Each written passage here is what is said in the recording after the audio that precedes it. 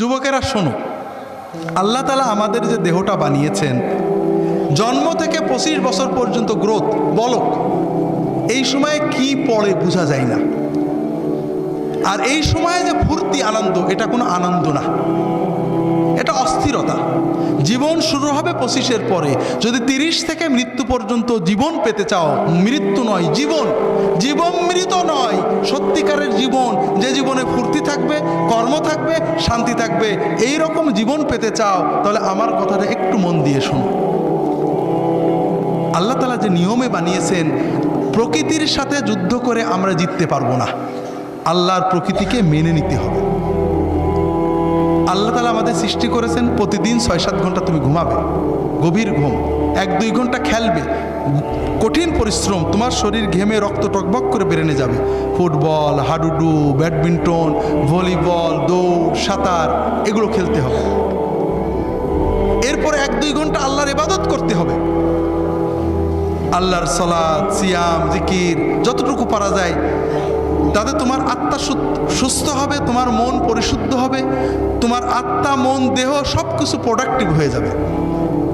এরপরে তুমি 4-5 ঘন্টা তোমার 25-এর পরের জন্য কর্ম বা শিক্ষা নেবে। এইভাবে যদি তুমি চলো, তাহলে তোমার জীবন গতিশীল হবে, তোমার জীবন ইনশাআল্লাহ মৃত্যু পর্যন্ত সচল থাকবে। কিন্তু তুমি এখন খেলাধুলো বন্ধ হয়ে গেছে, সারাদিন মোবাইল, ইলেকট্রনিক মিডিয়া, আর খাওয়া তো কি খাচ্ছি আমরা দেখছি।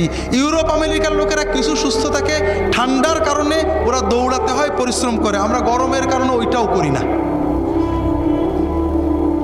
সারাদিন মোবাইল দেখছি, শুনছি, কানে ইয়ারফোন লাগিয়ে শুনছি, আমাদের কান চোখগুলো নষ্ট হচ্ছে। রাতে জেগে জেগে মোবাইল করছি, কথা বলছি, আমাদের ব্রেনটা ক্রেজি হয়ে যাচ্ছে, আমরা বুঝতে পারছি না, তবে আমাদের লেখাপড়া নষ্ট হচ্ছে। কিন্তু সবচেয়ে বড় ক্ষতি হলো অশ্লীলতা, ছবিতে অশ্লীলতা, গানে অশ্লীলতা, সিনেমায় অশ্লীলতা।